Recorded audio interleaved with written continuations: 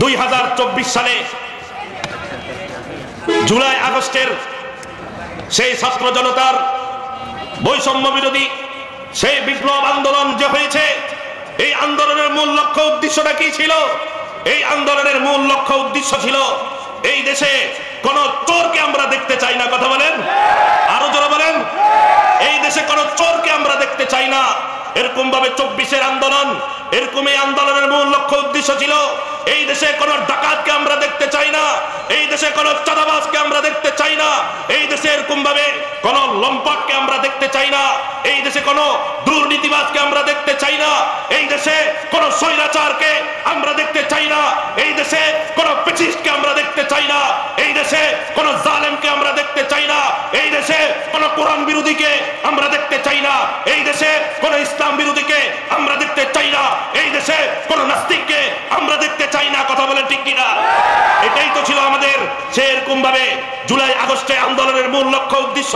আমরা বলে দিতে চাই, জুলাই আগস্টের যে আন্দোলন হয়েছে, ছাত্র জনতার আন্দোলন, এই আন্দোলনের এই লক্ষ্য উদ্দেশ্যকে যদি আমাদের সমাজ, আমাদের পরিবার, আমাদের রাষ্ট্রের মধ্যে যদি বাস্তবায়ন করতে চাই, 100% বাস্তবায়ন হবে তখনই যদি নাকি আমাদের রাষ্ট্র সমাজের সকলের অন্তরে আল্লাহর ভয় জাগ্রত করে দেওয়া যায়। কথা বলেন ঠিক না ঠিক?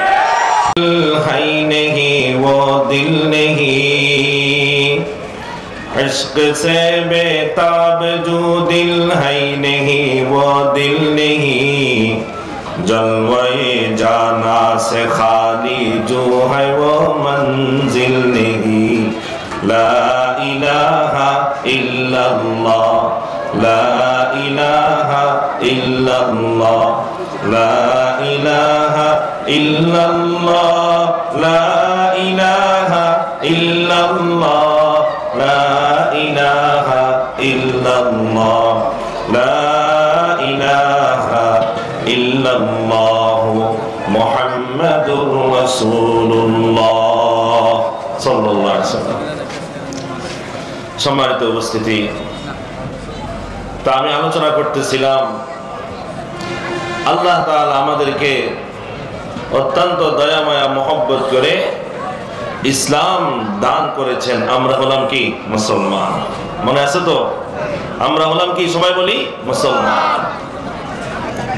মুসলমান হলো বীরের জাতি, মুসলমান হলো আল্লাহ তাআলার নিকট, আল্লাহ তাআলার নৈকট্য অর্জনকারী জাতি। এই মুসলমান হলো আল্লাহ তাআলার নিকট সবচেয়ে সম্মানিত জাতি। পৃথিবীর বুকে যত জাতি আজ পর্যন্ত অতিবাহিত হয়েছে, বর্তমানে আছে, ভবিষ্যতে কিয়ামত পর্যন্ত যত জাতি দুনিয়ার বুকে আসবে, সবচেয়ে সম্মানিত এবং সবচেয়ে আল্লাহ তাআলার নিকট মর্যাদাবান এবং জান্নাতে যে জাতি যাবে সেই জাতি হলো কি? মুসলিম জাতি। কিন্তু আফসোসের বিষয় হলো সত্য, আমরা মুসলিম জাতি সবচেয়ে বেশি মর্যাদা এবং সম্মানিত জাতি হয়েও কিন্তু সারা বিশ্বের দিকে যদি তাকিয়ে দেখি, বর্তমান সারা বিশ্বে সবচেয়ে বেশি নির্যাতিত এবং নিপীড়িত, অপমানিত আর অবহেলিত শিকার হচ্ছে মুসলিম জাতি। কথা বলেন, আরো জোরে বলেন ঠিক না বেঠিক? বর্তমান জমানায় সারা বিশ্বে সবচেয়ে বেশি নির্যাতনের শিকার মুসলিম জাতি। এমনকি সকল কাফের, মুশরিক, ইহুদি, নাসারা, নাস্তিক, মুরতাদ, সারা বিশ্বের সকল কুফরি শক্তি ঐক্যবদ্ধ হয়ে মুসলিম জাতিকে ধ্বংস করার জন্য তাদের ঐক্যবদ্ধ প্ল্যাটফর্মের মাধ্যমে ষড়যন্ত্র চলছে। মুসলমানদের ঘরে ঘরে তারা ফিতনা ঢুকিয়ে দিয়েছে, মুসলমানদের পাড়ায় পাড়ায়, মুসলমানদের সমাজে এবং মুসলমানদের প্রত্যেকটা প্রতিষ্ঠানে, মুসলমানদের যাবতীয় কার্যক্রমে এই কাফের, মুশরিক, ইহুদি, নাসারা, নাস্তিক, মুরতাদ তারা মুসলমানকে ধ্বংস করার জন্য তারা তাদের ফিতনাকে ঢুকিয়ে দিয়েছে। শুধু তাই না, বর্তমানে মুসলমানদের মসজিদের মধ্যেও, মসজিদের কাতারের মধ্যেও ফিতনা ঢুকিয়ে দিয়েছে। শুধু তাই নয়, এই মুসলিম জাতিকে ধ্বংস করার জন্য মুসলমানদের যত ধর্মীয় রীতিনীতি আছে, মুসলমানদের যত ধর্মীয় মেহনত আছে, মুসলমানদের যত ধর্মীয় প্রতিষ্ঠান আছে, সবগুলোর মধ্যে কাফের মুশরিক ইহুদি নাসারা তারা তাদের ষড়যন্ত্রের নীল নকশা হিসেবে বিভিন্ন ফিতনা তারা জাগিয়ে তুলেছে। যার পরে মুসলমান যার কারণে বিভ্রান্ত শিকার হয়ে আছে, যার কারণে সারা বিশ্বের মুসলমান বর্তমানে হীনমন্যতার শিকার। মুসলমানেরা মনে করে কিরে আমরা তো হলাম সবচেয়ে সম্মানিত জাতি, কিন্তু আজকে আমরা কেন এত অসম্মানিত, এত নির্যাতিত, নিপীড়িত? এই জন্য মুসলমান বিভ্রান্তের শিকার হয়ে আছে, হীনমন্য হয়ে আছে।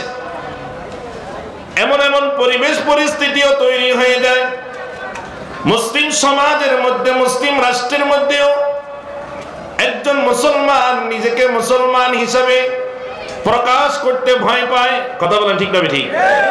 একজন মুসলমান চাকরি করতে যাবে মুসলিম রাষ্ট্রের মধ্যে, যার কাছে গিয়ে চাকরির জন্য আবেদন পেশ করবে সেও একজন মুসলমান, তার কাছেও নিজের মুসলমানিত্ব নিয়ে নিজেকে পেশ করতে পারে না। কথা বলে? এই কারণে মুসলমান হীনমন্যতার শিকার, বিভ্রান্তির শিকার। তবে আল্লাহ তাআলা বলেন লা তাহিনু ওয়া লা তাহজানু ওয়া আনতুমুল আ'লাউনা ইন কুনতুম মুমিনিন। আল্লাহ বলেন হে আমার দুনিয়ার বান্দারা, তোমরা হীনমন্য হয়ো না, তোমরা টেনশন করবা না। তোমরা যদি নাকি অন্তরে ঈমানকে পরিপূর্ণ করতে পারো, এই মুসলমান অতি শীঘ্রই তোমরা হবে বিজয় জাতি। এই জন্য মুসলমানিত্ব আল্লাহ তাআলা আমাদেরকে দান করেছেন। আমরা মুসলমান, মুসলমান সম্মানিত জাতি। বর্তমান পরিস্থিতির দিকে তাকায় দেখি মুসলমান সবচেয়ে বেশি বর্তমানে অসম্মানিত আর লাঞ্ছিত। এটার একমাত্র কারণ হলো আল্লাহ তাআলা মুসলমানদেরকে একটা দামি জিনিস দান করেছেন। মুসলমানদেরকে আল্লাহ তাআলা মহামূল্যবান একটা সম্পদ দান করেছেন। আজকে মুসলমান তাদের অন্তর থেকে আল্লাহর দেওয়া সে দামি জিনিসটাকে হারিয়ে ফেলেছে। এখনো যদি নাকি মুসলমান আল্লাহর দেওয়া সেই দামি মহামূল্যবান জিনিসটাকে যদি নাকি গ্রহণ করে নিতে পারে, কোরআন ও হাদিস বলে অতি শীঘ্রই মুসলমান তাদের হারানো সম্মান ফিরে পাবে। সব জায়গায় মুসলমান বিজয় হবে। এরকম ভাবে সারা পৃথিবীর মধ্যে মুসলমান থাকবে এবং ইসলামী হুকুমত জাগ্রত হয়ে যাবে। সুবহানাল্লাহ। একটা জিনিস দরকার, সেই জিনিসটা কি সেটা সবাই জানি, কিন্তু এটাকে ধরে রাখতে পারি না। আল্লাহর দেওয়া যে সে মহামূল্যবান সম্পদ, যেটা যে মূল্যবান সম্পদটাকে আমরা যদি অন্তরে ধারণ করতে পারি, তাহলে আমাদের সেই হারানো সম্মান, আমাদের সেই হারানো বিজয় আল্লাহ তাআলা আমাদেরকে দান করবেন।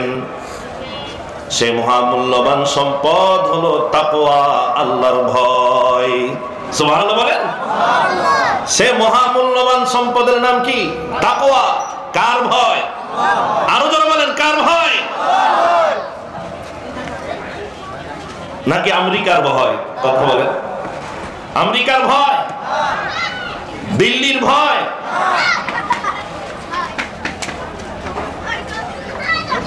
অস্ত্র শস্ত্রের ভয়? আরো জোরে বলেন। নাকি এরকম ভাবে জেল হাজতের ভয়? কার ভয়? আল্লাহর ভয় যদি আমরা অন্তরে জাগ্রত করতে পারি, তাকওয়া যদি নাকি আমাদের অন্তরে চলে আসে, এই মুসলমানদের অন্তরে যদি নাকি ঈমানের সাথে সাথে তাকওয়া চলে আসে, মুসলমানদের ঈমানী চেতনাটা এত বৃদ্ধি হয়ে যাবে যে একজন মুসলমান যখন দাঁড়িয়ে আল্লাহু আকবারের ধ্বনি উচ্চারণ করবে, সাথে সাথে কাফের মুশরিকদের মস্তনে এরকম ভাবে কম্পন সৃষ্টি হয়ে যাবে। কথা বলে। এই জন্য আমাদের অন্তরে তাকওয়া অর্জন করতে হবে। তাকওয়া মানে হলো আল্লাহর ভয়। পরিভাষায় তাকওয়া বলা হয় দুইটা জিনিসের সমষ্টিকে তাকওয়া বলে। কয়টা জিনিস? সবাই বলেন কয়টা জিনিস? দুইটা জিনিসের সমষ্টিকে তাকওয়া বলে। এক নম্বর হলো আল্লাহর ভয়, দুই নম্বর হলো সকল অপকর্ম গুনার কাজ ছেড়ে দেওয়া। আল্লাহর ভয় এবং সকল গুনার কাজ ছেড়ে দেওয়া, এই দুইটা বিষয় যখন একসাথ হবে, সেখান থেকে যেই ফলাফল বের হবে ওই ফলাফলের নাম হলো তাকওয়া। সুবহানাল্লাহ বলেন। সুতরাং আমার অন্তরে আল্লাহর ভয় আছে, আমি আল্লাহকে ভয় করি, কিন্তু গুনার কাজ থেকে বাঁচতে পারি না। তাহলে আমার এই দিলটাকে তাকওয়ালা দিল বলা যাবে না। আমি আল্লাহকে ভয় করি কিন্তু আমি নামাজ পড়ি না, তাহলে আমাকে মুত্তাকি বলা যাবে না।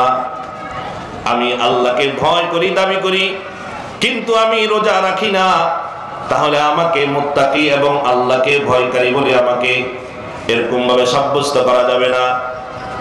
আমি আল্লাহকে ভয় করি, দাবি করি, কিন্তু দিন শরীয়ত মানি না, গুনাহের কাজের সাথে আমি সব সময় জড়িত থাকি, তাহলে আমাকে মুত্তাকি বলা যাবে না।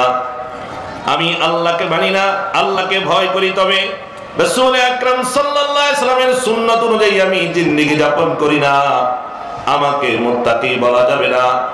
আমি আল্লাহকে ভয় করি, দাবি করি, আমার উপর যাকাত ফরজ হয়েছে, আমি যাকাত আদায় করি না, তাহলে আমি মুত্তাকি হতে পারলাম না। এই জন্য অনেক সমাজের মধ্যে অনেক ভাই আছে, তাকে যদি আপনি দাওয়াত দেন যে ভাই আসেন নামাজ পড়েন, তখন সে বলবে কি, আরে আমার অন্তরে ভয় আছে আল্লাহ, নামাজ না পড়লে অসুবিধা নাই। কথা বলেন, আছে না নাই? আমি মনে মনে পড়ে নিয়েছি। এগুলা মুত্তাকির দাবিদার না, বরং এগুলা হলো বন্ড। কথা বলেন, বন্ডামি করার জন্য এই সমস্ত কথা বলে। কিন্তু আসল মুত্তাকি হলো আল্লাহর ভয়। আল্লাহর ভয়ের সাথে সাথে এরকম ভাবে সকল গুনাহের কাজগুলাকে ছেড়ে দিতে হবে। এই সকল গুনাহের কাজগুলা ছেড়ে দিয়ে আল্লাহকে যখন ভয় করবে, তখন এরকম ভাবে ওই ব্যক্তিকে বলা হবে মুত্তাকি। এই ব্যক্তির অন্তরে তাকওয়া অর্জন হয়ে যাবে, আল্লাহর ভয় জাগ্রত হয়ে যাবে। আল্লাহর ভয় যখন জাগ্রত হয়ে যাবে, আমি যখন মুত্তাকির সিফত গ্রহণ করতে পারবো, আমি সংক্ষেপে বলছি, তাহলে আল্লাহ তাআলা আমাদেরকে, আমাদের সেই মুসলমানদের হারানো ইজ্জত এবং সম্মান আল্লাহ তাআলা আমাদেরকে ফিরিয়ে দিবেন। যেমন আল্লাহ তাআলা কোরআনুল কারীমের মধ্যে ইরশাদ করেন, ইয়া আইয়ুহান নাস ইন্না খালাকনাকুম মিন যাকারিন ওয়া উনসা ওয়া জাআলনাকুম শুউবান ওয়া ক্বাবাইলা লিতাআরাফু ইন্না আকরামাকুম ইনদাল্লাহি আতকাকুম। আল্লাহ তাআলা বলেন, হে দুনিয়ার মানুষ, আমি তোমাদেরকে নারী এবং পুরুষ থেকে আমি তোমাদেরকে সৃষ্টি করেছি, আমি তোমাদেরকে বিভিন্ন জাত এবং বংশে বংশে বিভক্ত করে দিয়েছি। তোমরা কেউ আমার নিকট দামি নয়। যে ক্ষমতাবান সে আমার কাছে কোনো দাম নাই, যে এরকম ভাবে টাকা পয়সার মালিক তার কোনো দাম আমার কাছে নাই, যে এরকম ভাবে গাড়ির মালিক, বাড়ির মালিক, তার বিশেষ কোনো সম্মান আমার কাছে নাই। আল্লাহ তাআলা বলেন, যে প্রধানমন্ত্রী, তার এরকম ভাবে বিশেষ মর্যাদা আমার কাছে নাই। কিন্তু ইন্না আক্রামাকুম ইনদাল্লাহি আতকাকুম, আল্লাহ তাআলা বলেন, ওই ব্যক্তি আল্লাহ তাআলার নিকট সবচেয়ে বেশি সম্মানিত। আল্লাহ তাআলা ওই ব্যক্তিকে বেশি সম্মান দান করবেন যে ব্যক্তির অন্তরে আল্লাহর ভয় আছে, তাকওয়া আছে। সুবহানাল্লাহ। তাহলে মুফাসসিরিনে কেরাম বলেন, সুতরাং এর দ্বারা বোঝা যায়, যদি নাকি এরকম ভাবে আমাদের অন্তরে তাকওয়া চলে আসে, তাহলে এরকম আমাদের সম্মান ফিরে আসবে। আমাদের ঘরের সকল সদস্যদের অন্তরে যদি নাকি আল্লাহর ভয়, তাকওয়া জাগ্রত হয়ে যায়, তাহলে আমার ঘরের মধ্যে সম্মান ফিরে আসবে। আমার সমাজের সকল সদস্যদের অন্তরে যদি নাকি আল্লাহর ভয় জাগ্রত হয়ে যায়, তাহলে আমার সমাজের মধ্যে সম্মান ফিরে আসবে। এরকম ভাবে আমার রাষ্ট্রীয় পর্যায়ে যারা আছে, সকলের অন্তরে যদি নাকি আল্লাহর ভয় জাগ্রত হয়ে যায়, আল্লাহর ভয় জাগ্রত হয়ে যায়, আমাদের এই রাষ্ট্রের মধ্যে এরকম ভাবে সম্মান আর মর্যাদা আল্লাহ তাআলা দিবে। যদি নাকি সকল মুসলমানদের অন্তরে আল্লাহর ভয় জাগ্রত হয়ে যায়, আল্লাহ তাআলা সকল মুসলমানদের হারানো সম্মান ফিরিয়ে দিবে। সুবহানাল্লাহ। তাহলে আমাদের যে মুসলমানদের সম্মান মর্যাদা, এটাকে যদি আমরা ফিরে পেতে চাই তাহলে আমাদেরকে তাকওয়া অর্জন করতে হবে, আল্লাহর ভয় আমাদের অন্তরে জাগ্রত করতে হবে। রাজি আছেন ইনশাআল্লাহ? 2 নম্বর হলো যদি নাকি তাকওয়া অর্জন হয়ে যায়, বর্তমানে আমরা বিভিন্ন সমস্যার সম্মুখীন হয়ে আছি। কেউ পারিবারিকভাবে সমস্যার সম্মুখীন, কেউ সামাজিকভাবে সমস্যার সম্মুখীন, কেউ রাষ্ট্রীয়ভাবে সমস্যার সম্মুখীন, কেউ ব্যক্তিগতভাবে বিভিন্ন সমস্যায় জর্জরিত হয়ে আছি। যদি নাকি আল্লাহর ভয় আমাদের অন্তরে জাগ্রত হয়ে যায়, আল্লাহ তাআলা বলেন, বান্দা তুমি দুনিয়ার আর কাউকে নয়, একমাত্র আমি আল্লাহকে ভয় করবে, আমি আল্লাহ তোমার সকল সমস্যাগুলো সমাধান করে দিব। সুবহান। আল্লাহ তাআলা বলেন, ওয়া মান ইয়াত্তাকিল্লাহা ইয়াজআল লাহু মাখরাজা ওয়া ইয়ারযুকুহু মিন হাইথু লা ইয়াহতাসিব। আল্লাহ তাআলা বলেন, যে ব্যক্তি আল্লাহকে ভয় করবে, আল্লাহ তাআলা তার যাবতীয় সমস্যাগুলো সমাধান করে দেওয়ার জন্য পথ দেখায় দিবেন। এমনকি তার রিজিকের ব্যবস্থা যদি না থাকে, তার চাকরির যদি ব্যবস্থা না থাকে, যদি নাকি অন্তরে শুধু আল্লাহকে ভয় করে, আল্লাহ তাআলা তার যাবতীয় সমস্যাগুলোকে সমাধান করে দিবেন। সুবহানাল্লাহ বলেন। 3 নম্বর, তাকওয়া যদি আমাদের অন্তরে জাগ্রত হয়ে যায়, আল্লাহ তাআলা আমাদের জীবনের সকল গুনাহগুলোকে maaf করে দিবেন। সুবহানাল্লাহ বলেন। আরো জোরে বলেন। ছোট্ট একটা আমল, অন্তরে তাকওয়া অর্জন করবেন, আল্লাহ তাআলা আমার জীবনের সকল গুনাহগুলো maaf করে দিবেন, বিশেষভাবে সগীরা গুনাহগুলোকে maaf করে দিবেন। আল্লাহ তাআলা কোরআনুল কারীমের মধ্যে ইরশাদ করেন, ওয়া মান ইয়াত্তাকিল্লাহা ইউকাফির আনহু সাইয়্যাতিহি ওয়া ইউযিম লাহু আজরা। আল্লাহ তাআলা বলেন, হে আমার দুনিয়ার বান্দাগণ, তোমরা যদি নাকি দুনিয়ার কাউকে ভয় না করে, আমি আল্লাহর ভয় যদি তোমাদের অন্তরে জাগ্রত রাখতে পারো, আমি আল্লাহ তোমাদের জীবনের সকল গুনাহগুলো তোমাদের আমলনামা থেকে আমি মুছে তোমাদেরকে পবিত্র করে দিব। সুবহানাল্লাহ। 4 নম্বর হলো, যদি নাকি আমাদের অন্তরে তাকওয়া চলে আসে, আমাদের অন্তরে যদি নাকি আল্লাহর ভয় জাগ্রত হয়ে যায়, আল্লাহ তাআলা জাহান্নামকে আমাদের জন্য হারাম করে দিবেন। সুবহানাল্লাহ। জাহান্নাম, কেউ কি জাহান্নামে যেতে চায়? আরে কথা বলেন, জাহান্নামে যেতে চায়? জাহান্নামকে আল্লাহ তাআলা হারাম করে দিবেন যদি নাকি আমাদের অন্তরে আল্লাহর ভয় থাকে। যেমন রাসূল আকরাম সাল্লাল্লাহু আলাইহি সাল্লাম ইরশাদ করেন, মান বাকা মিন খাশিয়াতিল্লাহি হারামাল্লাহু আলাইহিন নার। রাসূল আকরাম সাল্লাল্লাহু আলাইহি সাল্লাম বলেন, হে আমার উম্মতেরা, তোমরা আল্লাহকে বেশি বেশি ভয় করবে, এরকম ভাবে আল্লাহর ভয় অন্তরে জাগ্রত রেখে তাকওয়া অর্জন করবে। ওই আল্লাহর ভয়ে যদি নাকি তোমার এক ফোঁটা চোখের পানি বের হয়ে যায়, তোমার চোখের পানি বের হওয়ার দেরি আর জাহান্নামকে তোমার উপর হারাম করতে দেরি হবে না। সুবহানাল্লাহ। যেই চক্ষু দিয়ে আল্লাহ তাআলার ভয়ে এক ফোঁটা চোখের পানি বের হয়ে যাবে, ওই এক ফোঁটা চোখের পানিকে আল্লাহ তাআলা এরকম ভাবে জমা করে রাখবেন। আমার এক ফোঁটা চোখের পানি যখন আল্লাহর ভয়ে বের হবে, ওই পানিগুলোকে আল্লাহ জমা করে রাখবেন। হাসরের ময়দান যখন কায়েম হয়ে যাবে, জাহান্নামকে যখন হাসরের ময়দানে উপস্থিত করবে, ওই জাহান্নামের আগুন ধাউ ধাউ করে জ্বলতে থাকবে। এরকম ভাবে আল্লাহ তাআলা ফেরেশতাদেরকে নির্দেশ দিবেন, যাও আমার অমুক বান্দার জন্য জাহান্নামের আগুনকে তোমরা নিভিয়ে দাও। এরকম ভাবে ফেরেশতারা কিছু পানি নিয়ে ওই জাহান্নামের উপর ছিটায় দিবে। জাহান্নামের উপর ছিটায় দেওয়ার সাথে সাথে জাহান্নামের আগুন নিভে যাবে, জাহান্নামে স্তব্ধ হয়ে যাবে, ঠান্ডা হয়ে যাবে। হাসরবাসীরা জিজ্ঞেস করবে, আর এটা কোন প্রকারের পানি? এটা কি আবে হায়াতের পানি নাকি এটা কি কোন সমুদ্রের পানি? এই পানির এত এরকম ভাবে পাওয়ার জাহান্নামের এই আগুনকে নিভাইয়া দিল। বলা হবে না এটা অন্য কোন পানি নয়, আল্লাহ তাআলার ওই গুনাহগার বান্দা, যে গুনাহগার বান্দা তার অন্তরের মধ্যে আল্লাহর ভয়কে জাগ্রত করেছিল, আল্লাহর ভয়ে তার চোখের দিয়ে এক ফোঁটা পানি বের হয়ে গেছে, আল্লাহ তাআলা ওই পানি দিয়ে আজকে তার জন্য জাহান্নামের আগুনকে হারাম করে দিয়েছে। সুবহানাল্লাহ।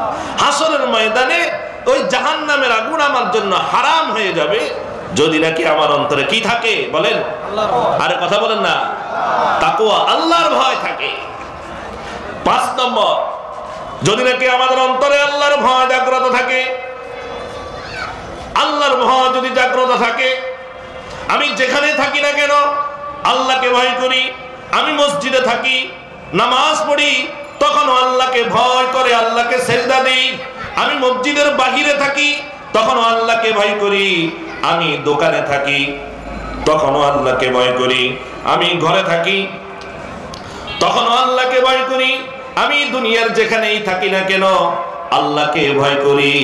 এরকম ভাবে আমি দিনেও আল্লাহকে ভয় করি, রাত্রেও আল্লাহকে ভয় করি। আল্লাহর ভয় যদি নাকি আমার অন্তরে জাগ্রত হয়ে যায়, আল্লাহ তাআলা এর বিনিময় আমাদেরকে জান্নাত দান করবেন। সুবহানাল্লাহ, জান্নাত দান করবেন। কোরআনে কারীমের মধ্যে যেমন আল্লাহ তাআলা বলেন, তিলকাল জান্নাতুল্লাতী নুরিসু মিন ইবাদিনা মান কানা তাকিয়া। আল্লাহ তাআলা বলেন, হে আমার বান্দারা, তোমাদের মধ্য থেকে যাদের অন্তরে আমি আল্লাহর ভয় জাগ্রত থাকবে, আমি তাদের জন্য তাদেরকে জান্নাতের ওয়ারিস বানায়া দিলাম। সুবহানাল্লাহ, তারা জান্নাত পেয়ে যাবে, তারা জান্নাত পেয়ে যাবে। জান্নাতের মধ্যে কয়টা স্তর আছে বলেন? জান্নাত কয়টা? আর কথা বলেন না কেন? জান্নাত কয়টা? জান্নাতের 8টা স্তর আছে। নামগুলো বলেন দেখি। ও ভাই, পিছন দিক থেকে বলেন, নাম বলেন জান্নাতের। জান্নাতের 8টা স্তর আছে, আছে না ভাই? পিছনে ভাইরা বলেন, জান্নাতের 8টা স্তর আছে তো? এক ভাই বলেন তো যে আমি 8টা স্তর জানি। আচ্ছা, জান্নাতে আমরা কারা কারা যেতে রাজি আছি? আয় আল্লাহ আমাদের সকলকে কবুল করেন। তো এখন আমি আপনাদেরকে বলি, জান্নাত তাহলে আমাদের সর্বশেষ ঠিকানা এবং আমাদের আসল বাড়ি হলো জান্নাত, তাই না? আরে কথা বলেন না। আমাদের আসল বাড়ি কি? আমাদের আসল বাড়ি কি? আমাদের আসল বাড়ি হলো জান্নাত। তো এখন জান্নাত আমাদের বাড়ি, এখন আমাদের বাড়ির নাম কি বলেন? আমাদের জান্নাতের মধ্যে 8টা স্তর আছে। ওই জান্নাতের মধ্যে 8টা স্তরের মধ্যে থেকে 1 নম্বর স্তরের নাম হলো জান্নাতুল ফেরদাউস, 2য় নম্বর স্তরের নাম হলো জান্নাতুল, এরকম ভাবে জান্নাতুন নাঈম, 3য় নম্বর স্তরের নাম হলো জান্নাতে আদন, 4র্থ নম্বর স্তরের নাম হলো জান্নাতে খুলদ, 5ম নম্বর স্তরের নাম হলো জান্নাতুল মাওয়া, 6ষ্ঠ নম্বর স্তরের নাম হলো দারুল করার, 7ম নম্বর স্তরের নাম হলো দারুল মাকাম, 8ম নম্বর স্তরের নাম হলো দারুস সালাম। এই জান্নাতের মধ্যে যে 8টা স্তর আছে, তার মধ্যে নাজ ও নিয়ামতে ভরপুর একটা জান্নাতের স্তর আছে। ওই জান্নাতের স্তর হলো জান্নাতুল মাওয়া।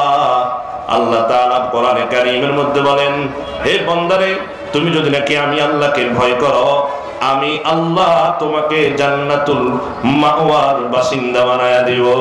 সুবহানাল্লাহ। যেমন আল্লাহ তাআলা কোরআনে কারীমের মধ্যে বলেন, ফাআম্মা মান খাফা মাকামা রাব্বিহি ওয়া নাহান নাফসা আনিল হাওয়া ফাইন্নাল জান্নাতা হিয়াল মাওয়া। আল্লাহ তাআলা বলেন, হে আমার দুনিয়ার বান্দারা, যদি নাকি তুমি আমি আল্লাহর ভয় অন্তরে জাগ্রত রেখে সকল অপকর্ম থেকে বান্দা যদি তুমি বাঁচতে পারো, তাহলে তোমাকে আমার একটা জান্নাত দেওয়া হবে, যেই জান্নাতের নাম হলো জান্নাতুল মাওয়া। যেই জান্নাতটা হলো আল্লাহ তাআলার বিভিন্ন প্রকারের নিয়ামতে ভরপুর জান্নাত। ওই জান্নাতুল মাওয়া তোমাকে দেওয়া হবে। আল্লাহর ভয় আমাদের অন্তরে যদি জাগ্রত হয়ে যায়, তাহলে তার বিনিময়ে আমাদেরকে যে জান্নাত দিবে, ওই জান্নাতের নাম কি বলেন? আর বলেন না, জান্নাতুল মাওয়া। শুধু তাই নয়, সূরা আর রহমানের মধ্যে আল্লাহ তাআলা বলেন, ওয়া লিমান খাফা মাকামা রাব্বিহি জান্নাতান ফাবিআইয়ি আলাই রাব্বিকুমা তুকাযযিবান। আল্লাহ তাআলা বলেন, যদি নাকি তুমি আমি আল্লাহকে ভয় করো, তোমাদের অন্তরে যদি আল্লাহ তাআলার ভয় জাগ্রত রাখতে পারো, আল্লাহ তাআলা এই সকল মুত্তাকিদেরকে 2টি জান্নাত দান করবেন। সুবহানাল্লাহ। কয়টি জান্নাত? একটি হলো সে ঈমানের কারণে তাকে একটি জান্নাত দান করবে, আরেকটি হলো আল্লাহকে ভয় করার কারণে স্পেশালি একটি জান্নাত দান করবেন। যেই জান্নাতের নাম হলো জান্নাতুল মাওয়া। এই জন্য আল্লাহর বান্দা বলেন হালকে দারদ খাউফে হক দর দিল মাদাম, হালকে দারদ খাউফে হক দর দিল মাদাম, জান্নাতুল মাওয়া দেহদ উরা মাকাম। যে সকল ব্যক্তির অন্তরে আল্লাহর ভয় থাকবে, যে সকল বান্দার অন্তরে আল্লাহর তাকওয়া অর্জন হয়ে যাবে, তার ঠিকানা চিরস্থায়ীভাবে হয়ে যাবে জান্নাতুল মাওয়া। সুবহানাল্লাহ। তাহলে এক নম্বর, যদি আমাদের অন্তরে তাকওয়া অর্জন হয়ে যায়, আল্লাহ তাআলা আমাদের হারানো সম্মান ফিরিয়ে দিবে। দুই নম্বর, আমাদের অন্তরে যদি তাকওয়া অর্জন হয়ে যায়, আল্লাহ তাআলা এরকম ভাবে আমার সকল সমস্যাগুলো সমাধান করে দিবে। তিন নম্বর, আল্লাহ তাআলা আমাদের গুনাহগুলোকে মাফ করে দিবে। চার নম্বর হলো আল্লাহ তাআলা আমাদের জন্য জাহান্নামকে হারাম করে দিবে। আমাদের অন্তরে যদি তাকওয়া অর্জন হয়ে যায়, পাঁচ নম্বর হলো আল্লাহ তাআলা আমাদের এরকম ভাবে আমাদের জন্য জান্নাতুল মাওয়ার ব্যবস্থা করবে। সুবহানাল্লাহ। পয়েন্টগুলো মনে রাখবেন।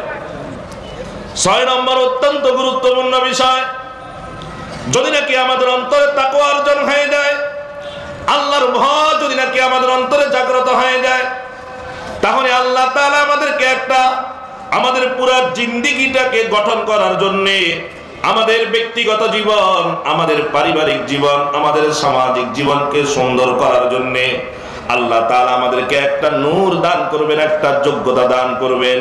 ওই যোগ্যতা যার ভিতরে পাওয়া যাবে, সে যদি ঘরের কর্তা হয় তাহলে তার ঘর ঠিক হয়ে যাবে, সে যদি সমাজের কর্তা হয় তাহলে তার সমাজ ঠিক হয়ে যাবে, সে যদি রাষ্ট্রের পরিচালক হয়, রাষ্ট্রীয় দায়িত্ববান হয়, তাহলে তার মাধ্যমে রাষ্ট্র ঠিক হয়ে যাবে, সে যদি আইন শৃঙ্খলা বাহিনীর দায়িত্ববান হয়, আইন শৃঙ্খলা বাহিনী ঠিক হয়ে যাবে, সে যদি নাকি আদালতের দায়িত্ববান হয়, তাহলে আদালত ঠিক হয়ে যাবে। সুবহানাল্লাহ বলেন। যদি নাকি আল্লাহর ভয় তাকওয়া যদি আমাদের অন্তরে থাকে, 6 নম্বরে যেই বিষয়টা আল্লাহ তাআলা কোরআনুল কারীমের মধ্যে ইরশাদ করেন, ইয়া আইয়ুহাল্লাযীনা আমানু ইন তাত্তাকুল্লাহা ইয়াজআল লাকুম ফুরকানা। আল্লাহ তাআলা বলেন, হে আমার ঈমানদার বান্দারা, যদি নাকি তোমরা আমি আল্লাহকে ভয় করো, তাহলে আমি তোমাদের ভিতরে এমন একটা যোগ্যতা দিব, যে যোগ্যতার নাম হলো ফুরকান। বলেন, যোগ্যতার নাম কি? আরো যারা বলেন, যোগ্যতার নাম কি? ফুরকান। ফুরকান তো আমরা চিনি না, আমাদের ভাইয়ের নাম ফুরকান আছে, এরকম ভাবে আমরা অনেকে ফুরকান শব্দ শুনেছি, তবে ফুরকান মানে কি? এরকম মুফাসসিরিনে কেরাম বলেন, হুয়া নূরুম মিন ইলাহি। ফুরকান এটা হলো আল্লাহর পক্ষ থেকে বিশাল বড় একটা আমার নূর, যেই নূরটা একটা বাতি, ওই বাতিটা যখন জ্বলে তখন অন্ধকার দূর হয়ে সেখানে আলো চলে আসে। বাতি যখন জ্বলে তখন সামনে থেকে চোর ডাকাত গুলো পালিয়ে যায়। বাতি যখন জ্বলে তখন এরকম ভাবে আমার ক্ষতিকর বিষয়গুলো সামনে থেকে দূর হয়ে যায়। আল্লাহ তাআলা কোরআনুল কারীমের মধ্যে বলেন, তোমার অন্তরে যদি তাকওয়া অর্জন করো, তাহলে তোমাকে ফুরকান দিব। আর এই ফুরকান হলো একটা আলো, একটা বাতি, একটা নূর, যেই নূরটা যদি নাকি কারো কলবে জাগ্রত হয়ে যায়, ওই কলব থেকে সকল অপকর্ম দূর হয়ে যায়। সুবহানাল্লাহ। হুয়া নূরুম মিন ইলাহি। এই ফুরকান হলো আল্লাহর পক্ষ থেকে একটি নূর। এই নূর যার অন্তরে থাকবে, এই নূরের দ্বারা কি কাজ হবে? মা ফুররিকা বিহি বাইনাল হক্কি ওয়াল বাতিল। এই নূরের দ্বারা হক আর বাতিলকে এরকম ভাবে পৃথক করা যাবে, ভালো আর মন্দকে বোঝা যাবে, এটা ভালো এটা খারাপ এটা বোঝা যাবে, এটা চুরি এটা ডাকাতি এটা বোঝা যাবে, এটা এরকম কালো এটা সাদা এটা বোঝা যাবে, এটা সত্য এটা মিথ্যা এটা বোঝা যাবে, এটা হক এবং এটা বাতিল এটা বোঝা যাবে। সুবহানাল্লাহ বলেন। আজকে তো আমরা হক বাতিল বুঝি না। কথা বলেন, ঠিক না ঠিক? হুজুর আপনিও এই কথা বলেন, আরেকজনে আপনার বিরুদ্ধে বলে, আপনিও কোরআন দিয়ে বলেন, আরেকজনেও কোরআন দিয়ে বলে, আমরা মানবো কোনটা? আমরা তো বুঝি না। ভাই, বুঝার যোগ্যতা আমার ভিতরে আসবে যদি নাকি আমি আমার অন্তরে আল্লাহর ভয়কে জাগ্রত করে দিই। সুবহানাল্লাহ। আল্লাহ তাআলা এই যোগ্যতা আমাদেরকে দান করবে। মা ইউফাররিকু বিহি বাইনাল হক্কি ওয়াল বাতিল। এমন একটা নূর আল্লাহ তাআলা আমাদের অন্তরে জাগ্রত করে দিবেন, যেই নূরের দ্বারা হক আর বাতিলকে চিনা যাবে। আল্লাহকে যদি ভয় করি, এমন একটা যোগ্যতা আমাদের ভিতরে দান করবেন, ওই যোগ্যতার দ্বারাই সত্য মিথ্যা বোঝা যাবে, ভালো মন্দকে পৃথক করা যাবে। এরকম কোনটা জাহান্নামের পথ, কোনটা জান্নাতের পথ, সেটাকে চিনার মতো যোগ্যতা আল্লাহ আমাকে দিয়ে দিবে। সুতরাং যদি আমাদের অন্তরে আল্লাহর ভয় জাগ্রত হয়ে যায়, আমি যখন ভালো বিষয়টাও বুঝবো, আমি যখন খারাপ বিষয়টাও বুঝতে পারবো, তাহলে আমার অন্তরে যদি আল্লাহর ভয় জাগ্রত হয়ে যায়, তাহলে আমার দ্বারাই কি আর কোনোদিন চুরি করা সম্ভব হবে? আরে কথা বলেন না কেন? কারণ এই চুরি করা ভালো না খারাপ? যখন আমার ভিতরে আল্লাহর ভয় জাগ্রত হয়ে গেছে, আমার ভিতরে ভালো আর খারাপ বোঝার যোগ্যতা যখন তৈরি হয়ে গেছে, তাহলে তো আমার দ্বারা আর কি চুরি করা সম্ভব হবে না। এই জন্য বলেন, যার ভিতরে তাকওয়া অর্জন হয়ে যাবে সে কখনো চুরি করবে না, যার ভিতরে তাকওয়া অর্জন হয়ে যাবে সে কখনো ডাকাতি করবে না, যার ভিতরে তাকওয়া আল্লাহর ভয় জাগ্রত হয়ে যাবে সে এরকম ভাবে কখনো চাঁদাবাজি করবে না, যার ভিতরে আল্লাহর ভয় জাগ্রত হয়ে যাবে সে কখনো টেন্ডারবাজি করবে না, যার ভিতরে আল্লাহর ভয় জাগ্রত হয়ে যাবে সে কখনো এরকম ভাবে চিন্তাই করবে না, যার ভিতরে আল্লাহর ভয় জাগ্রত হয়ে যাবে সে কখনো দোকানদারের কাছে গিয়ে গিয়ে টাকা চাঁদা করবে না। কথা বলেন ঠিক না বেটি?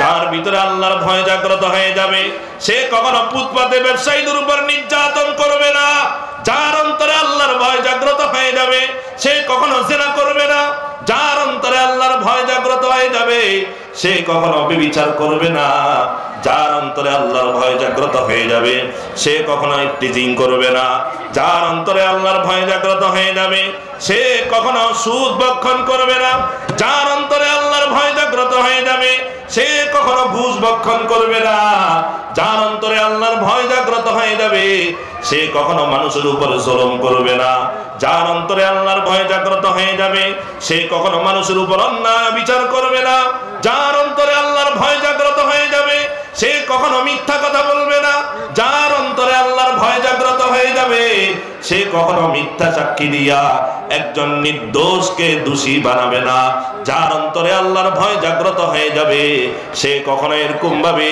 তার মা বাবার হক নষ্ট করবে না, যার অন্তরে আল্লাহর ভয় জাগ্রত হয়ে যাবে সে কখনো তার স্ত্রীর হক নষ্ট করবে না, যার অন্তরে আল্লাহর ভয় জাগ্রত হয়ে যাবে সে কখনো তার ছেলে সন্তানের হক নষ্ট করবে না, যার অন্তরে আল্লাহর ভয় জাগ্রত হয়ে যাবে সে কখনো তার পাড়া প্রতিবেশীর হক নষ্ট করবে না, যার অন্তরে আল্লাহর ভয় জাগ্রত হয়ে যাবে সে কখনো তার আত্মীয় স্বজনের হক নষ্ট করবে না, যার অন্তরে আল্লাহর ভয় জাগ্রত হয়ে যাবে সে কখনো নামাজ ছাড়বে না। কথা বলেন ঠিক না বেটি?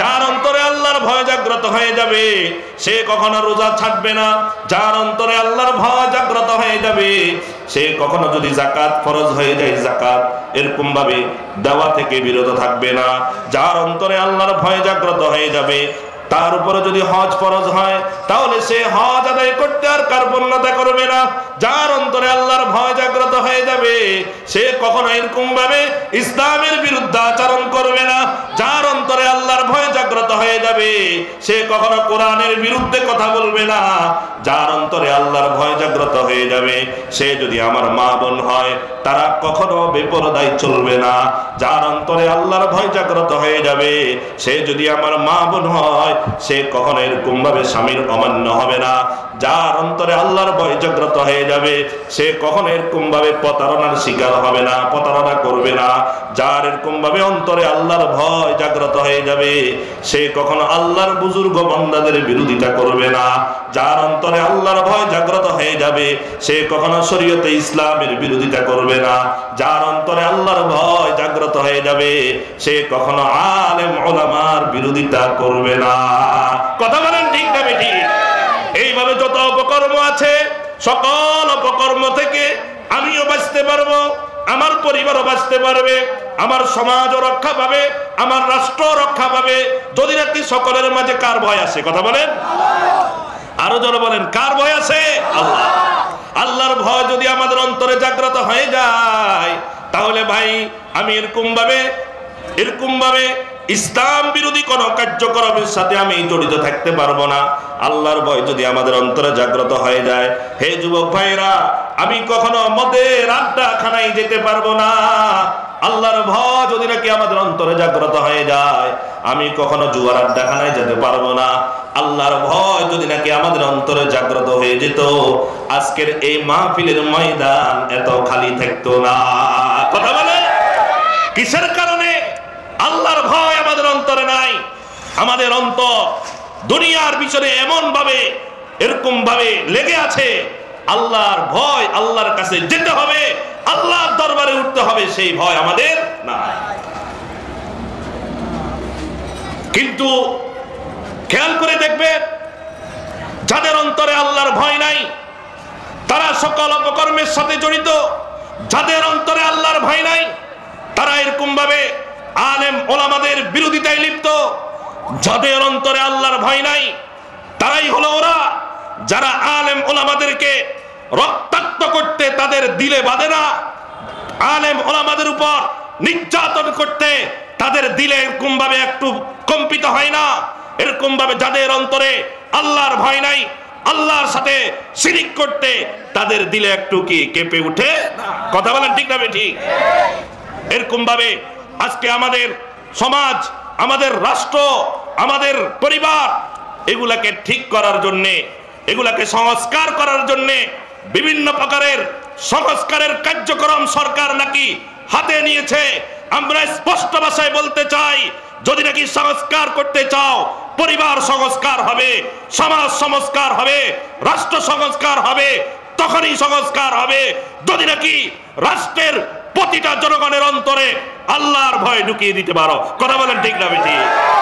তোমাদের এই মন্ত্রতন্ত্র নিয়ে, এরকম ভাবে তোমাদের এই মন্ত্রতন্ত্র নিয়ে এরকম রাষ্ট্র আর সমাজকে সংস্কার করা যাবে না। সংস্কার যদি করতে চাও, তাকওয়ার এরকম তাকওয়া ভিত্তিক সংস্কার করো, সমাজকে তাকওয়ার উপরে নিয়ে আসো, রাষ্ট্রকে তাকওয়ার উপরে পরিচালিত করো। দেখবে এরকম ভাবে এই রাষ্ট্রে চুরি, ডাকাতি, হত্যা, লুণ্ঠন, যত ধরনের অবৈধ কার্যক্রম আছে সবগুলো মুহূর্তে বন্ধ হয়ে যাবে। কথা বলেন? 2024 সালে জুলাই আগস্টের সেই ছাত্র জনতার বৈষম্য বিরোধী সেই বিপ্লব আন্দোলন যে হয়েছে, এই আন্দোলনের মূল লক্ষ্য উদ্দেশ্যটা কি ছিল? এই আন্দোলনের মূল লক্ষ্য উদ্দেশ্য ছিল এই দেশে কোন চোরকে আমরা দেখতে চাই না। কথা বলেন? আরো জোরে বলেন। এই দেশে কোন চোরকে আমরা দেখতে চাই না। এরকম ভাবে 24-এর আন্দোলন, এরকম এই আন্দোলনের মূল লক্ষ্য উদ্দেশ্য ছিল এই দেশে কোন ডাকাতকে আমরা দেখতে চাই না, এই দেশে কোন চাঁদাবাজকে আমরা দেখতে চাই না, এই দেশে এরকম ভাবে কোন লম্পটকে আমরা দেখতে চাই না, এই দেশে কোন দুর্নীতিবাজকে আমরা দেখতে চাই না, এই দেশে কোন স্বৈরাচারকে আমরা দেখতে চাই না, এই দেশে কোন পেচিস্টকে আমরা দেখতে চাই না, এই দেশে কোন জালেমকে আমরা দেখতে চাই না, এই দেশে কোন কোরআন বিরোধীকে আমরা দেখতে চাই না, এই দেশে কোন ইসলাম বিরোধীকে আমরা দেখতে চাই না, এই দেশে কোন নাস্তিককে আমরা দেখতে চাই না। কথা বলেন ঠিক কিনা? এটাই তো ছিল আমাদের সেরকম ভাবে জুলাই আগস্টে আন্দোলনের মূল লক্ষ্য উদ্দেশ্য। আমরা বলে দিতে চাই, জুলাই আগস্টের যে আন্দোলন হয়েছে, ছাত্র জনতা আন্দোলন, এই আন্দোলনের এই লক্ষ্য উদ্দেশ্যকে যদি আমাদের সমাজ, আমাদের পরিবার, আমাদের রাষ্ট্রের মধ্যে যদি বাস্তবায়ন করতে চাই, 100% বাস্তবায়ন হবে তখনই যদি নাকি আমাদের রাষ্ট্র সমাজের সকলের অন্তরে আল্লাহর ভয় জাগ্রত করে দেওয়া যায়। কথা বলেন ঠিক না বেঠিক? এই জন্য আমাদের সমাজটা যেন তাকওয়া ভিত্তিক সমাজ হয়ে যায়, আমাদের রাষ্ট্রটা যেন তাকওয়া ভিত্তিক রাষ্ট্র হয়ে যায়, আমাদের পরিবারটা যেন তাকওয়া ভিত্তিক পরিবার হয়ে যায়। এরকম ভাবে আমার সন্তানের অন্তরে আল্লাহর ভয়টা জাগ্রত করে দেন, আমার স্ত্রীর অন্তরে আল্লাহর ভয়টা জাগ্রত করে দেন, আমার বাবার অন্তরে আল্লাহর ভয়টা জাগ্রত করে দেন, আমার মার অন্তরে আল্লাহর ভয়টা জাগ্রত করে দেন, আমার নিজের অন্তরে আল্লাহর ভয়টা জাগ্রত করেন, আমার সন্তানগুলোর অন্তরে আল্লাহর ভয় জাগ্রত করে দেন। দেখবেন আমার পুরো পরিবারটা এরকম ভাবে সুন্দর পরিবার হয়ে যাবে।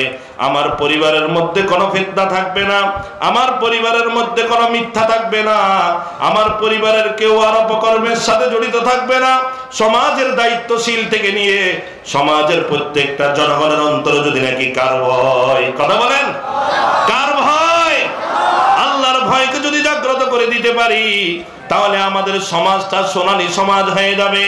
রাষ্ট্রের দায়িত্ববান যারা আছে তাদের সকলের অন্তরে যদি নাকি আল্লাহর ভয় জাগ্রত করে দিতে পারি, তাহলে দেখা যাবে এই রাষ্ট্রে আর দুর্নীতি হবে না, এই রাষ্ট্রের টাকাগুলা দিয়ে রাষ্ট্রের বাহির নিয়ে আর এরকম বেগম পাড়ায় বাড়ি হবে না। কথা বলেন ঠিক না বেঠিক? এই রাষ্ট্রের জনগণকে এরকম ভাবে আর ধোঁকা দেওয়া যাবে না। আর এরকম ভাবে রাষ্ট্রের সকলের অন্তরে যদি নাকি আল্লাহর ভয় জাগ্রত হয়ে যায়, তাহলে আমাদের এই রাষ্ট্রটা হবে সোনালী রাষ্ট্র, আমাদের এই রাষ্ট্রটা হবে ইসলামী রাষ্ট্র, আমাদের এই রাষ্ট্রটা হবে এরকম ভাবে মদিনার সনদের রাষ্ট্র। সুবহানাল্লাহ। তাকওয়া থাকতে হবে, আল্লাহর ভয়। এই জন্য আমরা আমাদের অন্তরে তাকওয়া অর্জন করতে রাজি আছি তো ইনশাআল্লাহ। যদি নাকি আমাদের অন্তরে তাকওয়া থাকে, তাহলে তো ভাই আমি কোরআনের বিরুদ্ধে কথা বলতে পারবো না। কিন্তু দেখা যায় আজকে রাষ্ট্রের গুরুত্বপূর্ণ ব্যক্তি, রাজনীতির গুরুত্বপূর্ণ ব্যক্তি রাষ্ট্রের বিভিন্ন জায়গায় বসে বসে কোরআনের বিরুদ্ধে ফতোয়া দেয়, আছে না নাই? আরে কথা বলেন, আছে না নাই? কোরআনের বিরুদ্ধে ফতোয়া দেয়, কয় যে কি রাষ্ট্র কোরআন অনুযায়ী চলবে না। আরে কথা বলেন না কেন? কয় যে কি রাষ্ট্র পরিচালনার সাথে কোরআনের কোনো সম্পর্ক নাই, রাজনীতির সাথে কোরআনের কোনো সম্পর্ক নাই। নাউজুবিল্লাহ বলেন।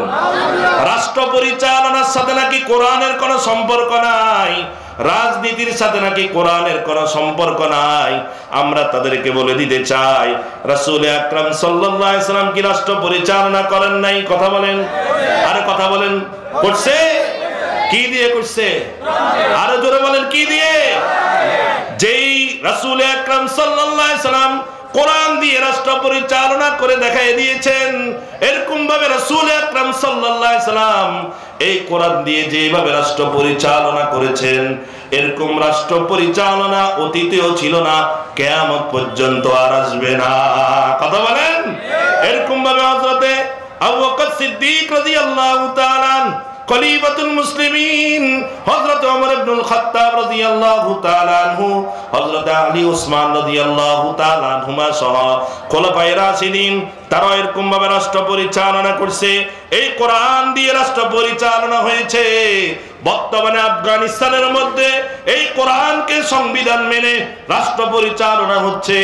যেখানে এই কোরআনের সংবিধান আছে, সেখানেই আল্লাহ তাআলা শান্তির ব্যবস্থা করে দিয়েছে। কথা বলেন ঠিক না বেঠিক? সুতরাং যারা এই কোরআনের বিরুদ্ধে কথা বলতে চায়, আমরা তাদেরকে স্পষ্ট বলতে চাই, যদি নাকি তুমি বলো রাজনীতির সাথে, তোমার রাজনীতির সাথে যদি কোরআনের কোনো সম্পর্ক নাই, তোমার রাজনীতির সাথে যদি রাষ্ট্র পরিচালনার কোনো সম্পর্ক নাই, আমরা বলে দিতে চাই তোমার ঈমানের সাথেও তোমার কোনো সম্পর্ক নাই। কথা বলে আমাদের সামনে আসবা টুপি লাগায়া, জুব্বা পরা, আমাদের মসজিদে এসে আমাদের কাছে ভোট নেওয়ার জন্য ধর্ণা ধরবা, জোতা পিটা করে তোমাদেরকে বের করে দেওয়া হবে। কথা বলেন। আমাদের জুলাই আগস্টের যে ছাত্ররা, এই ছাত্ররা হলো এই ধরনের দালালি আর এই ধরনের বাটপারি করে বাংলাদেশের ক্ষমতায় আর কেউ আসতে পারবে না। কথা বলেন। তুমি কোরআন মানো না মানো তোমার ব্যক্তিগত বিষয়, কোরআনকে কেন তুমি, রাজনীতির মধ্যে কোরআন নাই, রাষ্ট্র পরিচালনার সময় কোরআন নাই, ভোটারের সময় যখন কোরআনওয়ালাদের কাছে আসো, কথা বলেন না কেন? দেখি সরমনে বিশ্বের কাছে একেবারে টুপি টুপি দিয়ে মুসলমান হয়ে গেছে। কথা বলেন। আর আমাদেরকে বলে আমরা নাকি ধর্ম ব্যবসায়ী। কথা বলেন না কেন? আমরা ধর্ম ব্যবসায়ী না। আমরা যেই দিন থেকে কথা বলা শুরু করেছি, সেই দিন থেকেই বলছি, আজকে বলছি, মৃত্যু পর্যন্ত আমরা কোরআন আর হাদিস দিয়ে কথা বলবো। কিন্তু তোমরা বলো একটা, করো আর একটা, বলো কোরআন বিরোধী কোনো আইন করবে না, আর ক্ষমতা পাওয়ার সাথে সাথেই সবচেয়ে প্রথম কোরআনের বিরুদ্ধে আইন করা শুরু করে দাও। কথা বলেন ঠিক না বেটি? বাংলার জনগণ আর এটা খাবে না। কথা বলেন। আরেকজনে বলে, তাহলে এর দ্বারা বোঝা গেল তার অন্তরে কি নাই? আল্লাহর ভয়। তার অন্তরে ভয় কি জানেন? ক্ষমতার ভয়। কথা বলেন ঠিক না ঠিক? যদি নাকি কোরআনকে যদি নাকি কোরআন অনুযায়ী রাষ্ট্র চলে, আর যদি নাকি কোরআন অনুযায়ী এরকম ভাবে সংবিধান চলে, কোরআন অনুযায়ী রাজনীতি চলে, এই কথাকে যদি মেনে নেয়, তাহলে তাদের কাছে তো কোরআনের কিচ্ছু নাই, তাহলে তো তারা আর ক্ষমতাই পাবে না। কথা বলেন? ক্ষমতার ভয়ে তারা কোরআনকে এরকম ভাবে দূরে সরিয়ে দিতে চায়। আরেকজন বলে কি জানেন? নতুন, এগুলো সব নতুন খবর। আরেকজন বলে, বড় রাজনীতিবিদ, উনি বলে যে মোল্লা মৌলবীরা যা শুরু করে দিয়েছে, এত বেশি মাহফিল, ওয়াজ মাহফিল শুরু করে দিয়েছে, গান বাজনা হলো আমাদের সংস্কৃতি, এখন গান বাজনা বন্ধ হয়ে গেছে, ওনার আফসুস খালি মাহফিল আর মাহফিল হচ্ছে। নাউজুবিল্লাহ বলেন। উনি বলে যে ওগুলো হলো আমাদের সংস্কৃতি, ওয়াজ মাহফিল নাকি ওনার সংস্কৃতি না। আমরা বলে দিতে চাই, তোমার কাছে যদি নাকি কোরআনের আলোচনা সংস্কৃতি না হয়, তোমার কাছে যদি হাদিসের আলোচনা সংস্কৃতি মনে না হয়, তোমার কাছে যদি নাকি আল্লাহ এবং আল্লাহর রাসূলের কথা সংস্কৃতি না হয়, তাহলে তুমি মুসলমান দাবি করো কিভাবে? কিভাবে মুসলমান দাবি করো? কথা বলেন।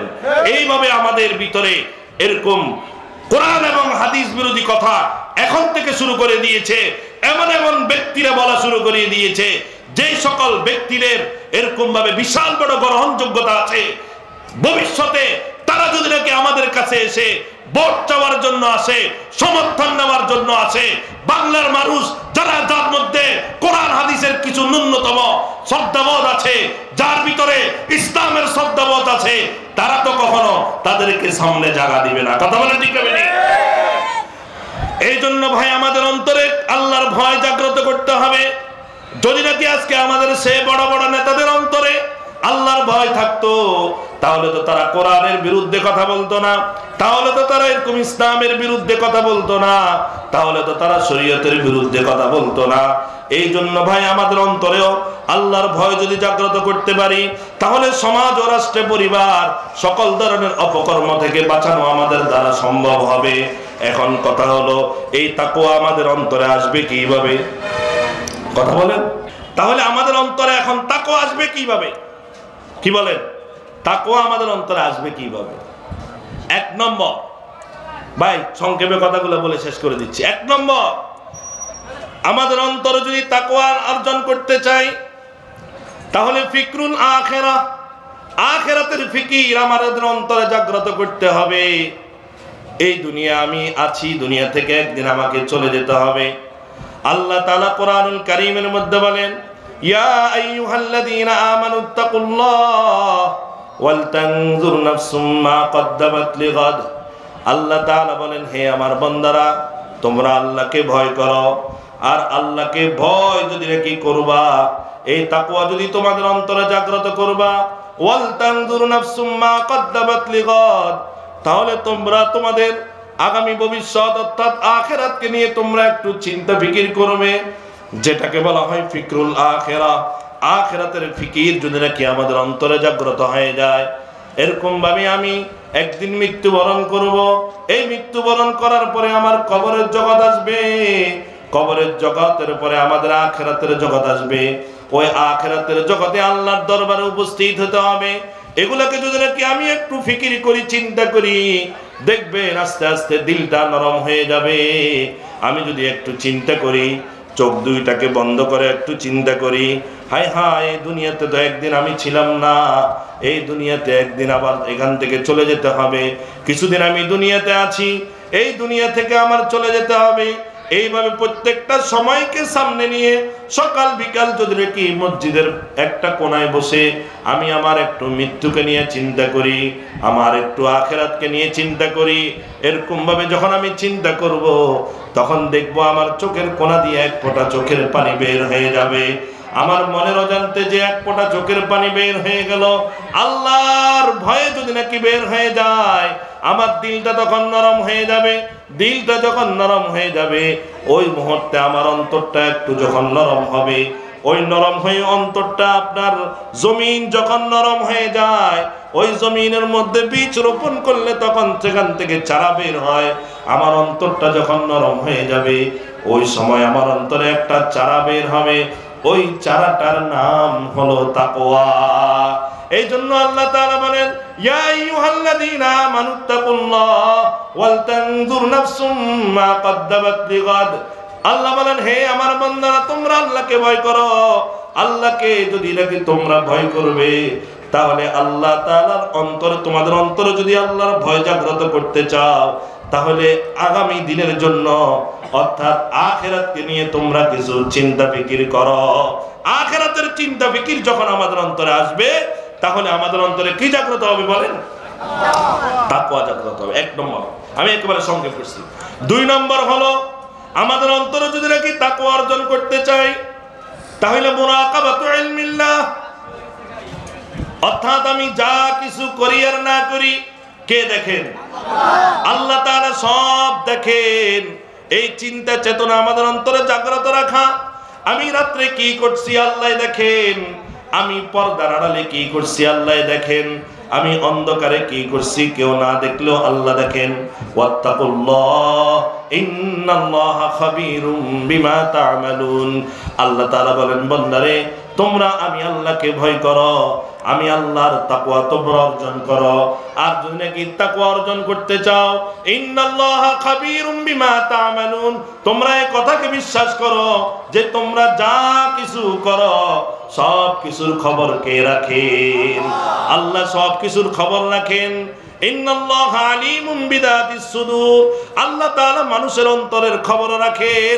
লা ইয়াখফা আলাইহি শাইউন ফিল আরদি ওয়ালা ফিস সামা, আসমান জমিনের মধ্যে কোনো জিনিস আল্লাহ থেকে গোপন নয়।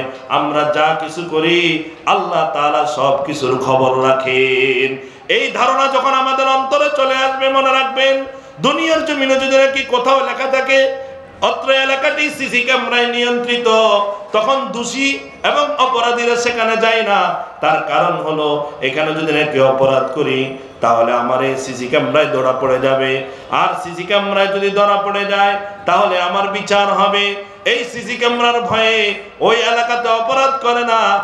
ঠিক তেমনি ভাবে মনে রাখবেন, দুনিয়ার জমিনে যে সিসি ক্যামেরা আছে, এই সিসি ক্যামেরাগুলো একদিন ধ্বংস হয়ে যেতে পারে, তার মধ্যে রেকর্ডটা ডিলিট হয়ে যেতে পারে, কিন্তু আল্লাহ তাআলার পক্ষ থেকেও সিসি ক্যামেরার ব্যবস্থা আছে। আল্লাহ তাআলা দুনিয়াতে আমাদেরকে পাঠানোর আগে থেকে আমার জন্য ব্যবস্থা করে রেখেছেন। ওই সিসি ক্যামেরার মধ্যে যেটা ধরা পড়ে যাবে সেটা কখনো ডিলিট হবে না, ডিলিট করা যাবে না।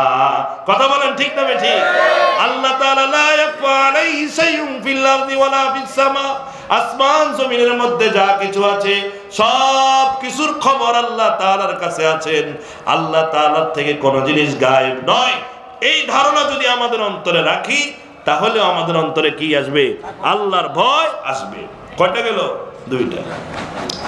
3 নম্বর হলো, আমাদের অন্তরে কি বাবা তাকওয়া আসবে? 3 নম্বর হলো, তাকওয়াওয়ালা বান্দাদের সাথে আমাকে চলতে হবে। সুবহানাল্লাহ বলেন। আল্লাহ তাআলা কোরআনুল কারীমের মধ্যে বলেন, ইয়া আইয়ুহাল্লাযীনা আমানুত্তাকুল্লাহ ওয়া কুনু মা'আস সাদিকিন।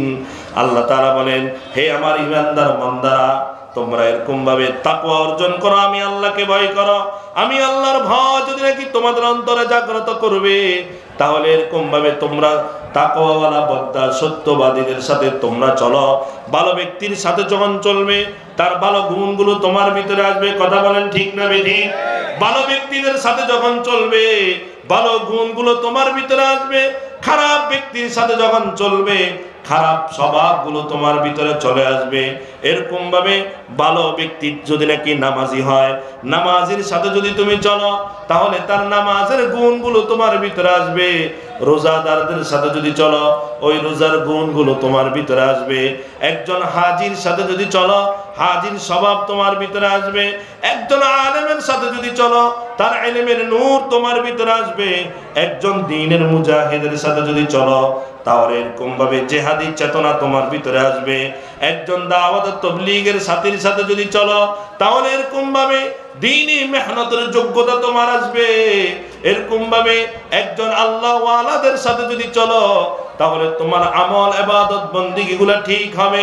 একজন আলেম উলামাদের সাথে যখন চলবে তাহলে ইলমের কিছু নূর তোমার ভিতরে আসবে। আর যদি নাকি পক্ষান্তরে তুমি খারাপ ব্যক্তির সাথে চলো খারাপ স্বভাবগুলো তোমার ভিতরে চলে আসবে। সুতরাং যদি নাকি আমি একজন বেনামাজির সাথে চলি তাহলে বেনামাজির স্বভাব আমার ভিতরে চলে আসবে। একজন বেরোজগারের সাথে যদি চলি ওই বেরোজগারের স্বভাব আমার ভিতরে চলে আসবে। এরকম ভাবে একজন এরকম জেনাকারের সাথে যদি চলি তাহলে জেনার স্বভাব আমার ভিতরে আসবে। একজন চোরের সাথে যদি চলি ওই চুরির স্বভাব আমার ভিতরে চলে আসবে। একজন ইফতিজারের সাথে যদি চলি ওই ইফতিজিং এর স্বভাব আমার ভিতরে চলে আসবে। একজন মদখোরের সাথে যদি চলি তাহলে আমার অন্তরে ওই মদের প্রতি আকর্ষণ সৃষ্টি হবে। একজন নেশাখোরের সাথে যদি নাকি আমি চলি তাহলে এক সময় আমিও নেশার মধ্যে জড়িত হয়ে যাব। এরকম ভাবে একজন সুদখোরের সাথে যদি চলি তাহলে এক সময় আমিও সুদখোর হয়ে যাব। একজন ঘুষখোরের সাথে যদি চলি এক সময় আমিও ঘুষখোর হয়ে যাব। একজন কাফির হিন্দু বৌদ্ধের সাথে যদি চলি তাহলে আমার ভিতরে তাদের স্বভাব চলে আসবে। একজন নাস্তিকের সাথে যদি চলি তাহলে আমার ভিতরে এরকম ভাবে নাস্তিকতা আসবে। একজন বেদাতির সাথে যদি চলি আমার ভিতরেও বেদাতি কার্যক্রম আসার সম্ভাবনা হয়ে যাবে। এরকম ভাবে একজন এতাতির সাথে যদি চলি তাহলে এরকম ভাবে আমিও এতাতি হয়ে যাব, ওলামা বিদ্বেষী হয়ে যাব। মোট কথা হলো আমি ভালো ব্যক্তির সাথে যদি চলি আমার স্বভাবটা ভালো হবে। খারাপ ব্যক্তির সাথে যদি চলি আমার স্বভাবটাও খারাপ হয়ে যাবে। কথা বলেন ঠিক না ঠিক? সোহবতে সালেহ তোরা সালেহ কুনাদ, সোহবতে তালেহ তোরা তালেহ কুনাদ। ভালো ব্যক্তির সাথে চললে ভালো হবে, খারাপ ব্যক্তির সাথে চললে খারাপ হবে।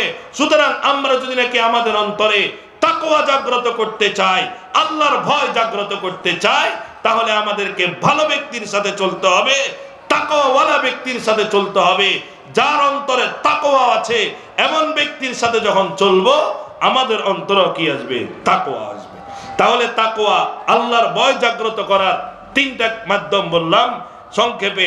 এক নম্বর হলো আখিরাতের ফিকির করা, দুই নম্বর হলো আল্লাহ তাআলা সব দেখেন এই চিন্তা চেতনা জাগ্রত করা, তিন নম্বর হলো তাকওয়াওয়ালা ব্যক্তির সাথে আমার চলাফেরা করা।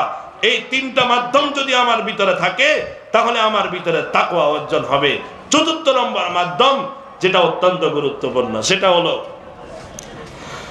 যদি নাকি আমার ভিতরে তাকওয়া অর্জন করতে চাই, যদি নাকি আমার পরিবারের সকল সদস্য অন্তরে তাকওয়া অর্জন করাতে চাই তাহলে আমাদেরকে দ্বীন শিখতে হবে। কথা বলেন, এই কোরআন হাদিস আমাদেরকে শিখতে হবে, আমাদেরকে শিক্ষা লাগবে। যার শিক্ষা যত বেশি থাকবে তার ভিতরে তত বেশি তাকওয়া অর্জন হবে। যার শিক্ষা যত কম হবে তার মধ্যে তত তাকওয়া কম হবে। এই তাকওয়ার প্রশিক্ষণ আমাকে দিতে হবে। তবে মনে রাখতে হবে আমাদের দেশে দুই ধরনের শিক্ষা ব্যবস্থা চালু আছে। মৌলিকভাবে দুইটা ধারা আছে। একটি হলো এরকম ভাবে জাগতিক শিক্ষা ব্যবস্থা, আরেকটি হলো আমার ধর্মীয় শিক্ষা ব্যবস্থা। কথা বলেন ঠিক না বেটি? ইলমুল লিদুনিয়ানা ওয়া যালিকা লিমাআশিনা, ইলমুল লিদীনিন ওয়া যালিকা লিউকুবানা। আল্লাহর বান্দা বলেন দুই প্রকারের এরকম ভাবে শিক্ষা ব্যবস্থা চালু আছে। এক প্রকারের শিক্ষা ব্যবস্থা হলো আমাদের জাগতিক শিক্ষা ব্যবস্থা, দ্বিতীয় নম্বর শিক্ষা ব্যবস্থা হলো আমাদের ধর্মীয় শিক্ষা ব্যবস্থা। ওই ধর্মীয় শিক্ষা যদি আমরা অর্জন করি, অর্থাৎ কোরআন এবং হাদিসের শিক্ষা যদি আমরা অর্জন করি তাহলে আমাদের অন্তরে তাকওয়া অর্জন হবে। কোরআন যখন শিখবো, কোরআন যখন পড়বো, হাদিস যখন শিখবো, ওই হাদিস যখন পড়বো তখন এই কোরআন আর হাদিস থেকে আল্লাহর একটা ভয় আমাদের অন্তরে জাগ্রত হবে। আল্লাহর ভয় যখন আমাদের অন্তরে জাগ্রত হয়ে যাবে তখন আমরা মুত্তাকি হয়ে যাব। এই জন্য চতুর্থ নম্বর হলো আমাদেরকে ধর্মীয় শিক্ষা শিক্ষিত হতে হবে। ধর্মীয় শিক্ষা যখন শিক্ষিত হয়ে যাবে তখন সে একজন আলেম হবে। যেমন এখানে যে সকল আলেম ওলামা আছে, আলেম হবে। আলেম যখন হবে তাদের অন্তরে কার ভয় থাকবে? কথা বলেন, আরো জোরে বলেন, কথা বলেন। কার ভয় থাকবে? আল্লাহর ভয় যখন থাকবে। এই জন্য দেখবেন যখন ইসলামের বিরুদ্ধে কোনো পরিস্থিতি সৃষ্টি হয়ে যায়, কেউ যখন ইসলামের বিরুদ্ধে ষড়যন্ত্র করে, কেউ যখন নবীর বিরুদ্ধে ষড়যন্ত্র করে, কেউ যখন কোরআনের বিরুদ্ধে ষড়যন্ত্র করে, কেউ যখন রাষ্ট্রের বিরুদ্ধে ষড়যন্ত্র করে, তখন আলেম ওলামাদেরকে দেখবেন রাস্তায় নেমে যায়। তারা কাউকে ভয় করে না। তার কারণ হলো তাদের অন্তরে কার ভয় আছে? আল্লাহর ভয় আছে। এই জন্য তারা কাউকে কি করে না? ভয় করে।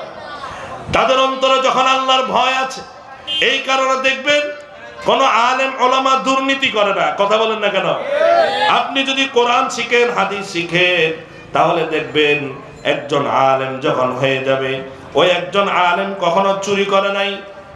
রাষ্ট্রের মধ্যে যত বড় বড় চোরগুলা ধরা পড়েছে, যত বড় বড় দুর্নীতিবাজ ধরা পড়েছে, যত বড় বড় সুদখোর ধরা পড়েছে, তারা কি আলেম? আরে কথা বলেন না কেন? তারা কি আলেম? তার কারণ হলো যত দেশের মধ্যে যত বড় ধরনের অন্যায় অপরাধের সাথে যারা জড়িত আছে, তারা কি কোনো আলেম? আরো যারা বলেন আলেম। তার কারণ হলো কোরআন হাদিস শিক্ষা করার কারণে তাদের অন্তরের মধ্যে আল্লাহর ভয় জাগ্রত হয়েছে। যাদের অন্তরে আল্লাহর ভয় থাকবে, তারা কখনো ইসলাম বিরোধী, রাষ্ট্র বিরোধী, ধর্ম বিরোধী কার্যক্রমের সাথে জড়িত হতে পারে না। এই জন্য বলতেছিলাম, আমরা যদি নাকি আমাদের অন্তরে আল্লাহর ভয় জাগ্রত করতে চাই, আমার সন্তানের অন্তরে যদি আল্লাহর ভয় জাগ্রত করতে চাই, তাহলে আমাদেরকে ধর্মীয় শিক্ষায় শিক্ষিত হতে হবে। কোরআন হাদিসের শিক্ষা আমাদের অন্তরে জাগ্রত করতে হবে। এই কোরআন হাদিসের শিক্ষা যখন আমাদের অন্তরে আসবে, তখন এরকম ভাবে আমাদের দ্বারা আর কোনো অপকর্ম হবে না। আপনি যদি আপনার সন্তানকে মাদ্রাসায় শিক্ষা দেন, কোরআন শিক্ষা দেন, হাদিস শিক্ষা দেন, গ্যারান্টি দিয়ে বলতে পারি, যদি আপনার এই সন্তান বাস্তবে কোরআন আর হাদিসের শিক্ষা অর্জন করে বড় একজন আলেম হতে পারে, আপনার এই সন্তান দুর্নীতিবাজ হবে না, আপনার এই সন্তান সন্ত্রাস হবে না, আপনার এই সন্তান জঙ্গিবাদ হবে না, আপনার এই সন্তান ইসলাম বিদ্বেষী হবে না, আপনার এই সন্তান কোরআন বিদ্বেষী হবে না, আপনার এই সন্তান রাষ্ট্রবিরোধী হবে না। আপনার এই সন্তানের কারণে আপনার চেহারায় কখনো চুনকারি লাগবে না। কথা বলেন ঠিক না বেঠিক? এই সন্তানকে যদি আপনি কোরআন শিক্ষা দেন, এই সন্তানের কারণে দুনিয়াতেও আপনি এরকম সম্মানিত হবেন, আখিরাতেও আপনি সম্মানিত হবেন। এই সন্তানের দ্বারা আপনি কখনো অসম্মানিত এবং এরকম ভাবে অপমানিত হবেন না। কিন্তু আফসোসের বিষয় হলো সত্য, বর্তমানে আমাদের সমাজে এবং আমাদের রাষ্ট্রে, আমাদের লোকালয়ে সাধারণ এরকম সর্বসাধারণের কাছে এমন কিছু বিশেষ দেওয়া হয় যে যদি নাকি মাদ্রাসায় পড়া হয়, তখন তারা সমাজের বোঝা হয়ে যায়। কথা বলেন? তারা সমাজের বোঝা, তারা রাষ্ট্রের বোঝা। তারা এরকম মাদ্রাসা থেকে সন্ত্রাস তৈরি হয়, মাদ্রাসা থেকে জঙ্গি তৈরি হয়, মাদ্রাসা থেকে আলবদর তৈরি হয়, মাদ্রাসা থেকে নাকি রাজাকার তৈরি হয়। এই ধরনের মিথ্যা অপবাদ দিয়ে সাধারণ জনগণের সামনে আলেম ওলামাদেরকে যারা এরকম ভাবে হেয় প্রতিপন্ন করেছে, স্পষ্ট ভাবে দেখেন এরকম ভাবে 5 আগস্ট যারা এরকম আলেম ওলামাদেরকে মাদ্রাসাগুলোকে সন্ত্রাসী কার্যক্রমের কারখানা বলেছিল, আলেম ওলামাদেরকে সন্ত্রাস আর জঙ্গিবাদের ট্যাগ লাগিয়েছিল, এরকম 5 আগস্টের দিকে দেখেন, এরকম 5 আগস্ট তারা বাংলাদেশ থেকে পালিয়েছে। তো পালিয়েছে যারা আলেম ওলামাদেরকে সন্ত্রাস বলেছে, তাদেরকে সন্ত্রাস সাব্যস্ত করে বাংলাদেশ থেকে তাদের সকল কার্যক্রমকে নিষিদ্ধ ঘোষণা করে দিয়েছে। কথা বলে, তাদের সকল কার্যক্রম নিষিদ্ধ করে দিয়েছে। আলেম ওলামাদেরকে এই সকল ট্যাগ লাগিয়ে সাধারণ জনগণ থেকে আলেম ওলামাদেরকে বিচ্ছিন্ন করে আমাদের সন্তানগুলোকে মাদ্রাসা থেকে, দ্বীন শিক্ষা থেকে দূরে সরানোর জন্য এরকম ভাবে তাদের এটা সবচেয়ে বড় হাতিয়ার এবং ষড়যন্ত্র ছিল। কথা বলেন ঠিক না বেঠিক? কিন্তু আজ পর্যন্ত একজন সন্ত্রাস দেখাতে পারবে না যে সন্ত্রাস কওমি মাদ্রাসা থেকে তৈরি হয়েছে। একজন জঙ্গি দেখাতে পারবে না যে জঙ্গি কওমি মাদ্রাসা থেকে তৈরি হয়েছে। বরং যদি নাকি আমরা দেখতে চাই, আমরা কোনো সরকারি প্রতিষ্ঠানকে হেয় প্রতিপন্ন করতে চাই না, এটা প্রতিষ্ঠানের দোষ নয়, কিন্তু আমরা বলে দিতে চাই অসংখ্য দেখাতে পারবো কলেজ, ভার্সিটি, ইউনিভার্সিটি, বিদ্যালয়গুলো, বিশ্ববিদ্যালয়গুলো, এগুলো সরকারি টাকায় এই সকল এরকম ভাবে প্রতিষ্ঠানগুলো চলে। সরকারের সকল সুযোগ সুবিধা তারা বক্ষণ সেখান থেকে এরকম ভাবে গ্রহণ করে। তারপরেও তারা রাষ্ট্রের সকল সুযোগ সুবিধা সেখান থেকে নিয়ে তারা রাষ্ট্রের বিরুদ্ধে ষড়যন্ত্র করে, অস্ত্রের মহড়া দেয়। তাদের স্কুল, কলেজ, ভার্সিটিগুলোর মধ্যে অস্ত্রের কারখানা পাওয়া যায়, সেখানে জেনা ব্যভিচারের আড্ডাখানা হয়, সেখানে মদের আড্ডাখানা হয়, সেখানে এরকম ভাবে যাবতীয় অপকর্মের আড্ডাখানা তৈরি হয়। আমরা তাদেরকে বলে দিতে চাই, কওমি মাদ্রাসা দ্বীনি শিক্ষা প্রতিষ্ঠান যদি নাকি তোমরা এরকম দেখে যাও, সেখানে একজন এরকম আপনার আল্লাহর পক্ষ থেকে এরকম মনোনীত একজন দ্বীনদার আলেম তৈরি হয়, তোমাদের সেখান থেকে একজন সন্ত্রাস তৈরি হয়। কথা বলেন ঠিক না বেটি? আমাদের মাদ্রাসা থেকে হয় না, এগুলা মাদ্রাসার উপরে অপবাদ দিয়ে মাদ্রাসাগুলোকে, আমাদের সন্তানগুলোকে দিন থেকে দূরে সরানোর জন্য একটা বিশাল বড় একটা ষড়যন্ত্র এবং কৌশল ছিল। কথা বলেন ঠিক না? এই জন্য আমাদের সন্তানগুলোকে দিন শিক্ষা দিবেন, কোরআন শিক্ষা দিবেন।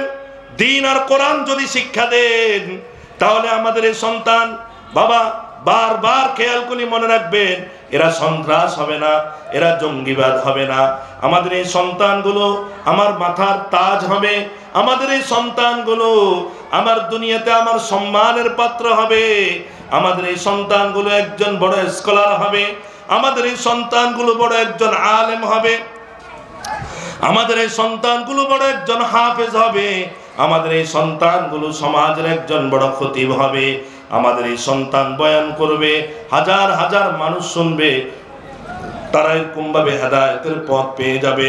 আমাদের এই সন্তানগুলো আমাদের কবরে গেলেও আমার দুনিয়াতেও কাজে আসবে, আমার কবরেও কাজে আসবে, আমার হাসরের ময়দানেও কাজে আসবে।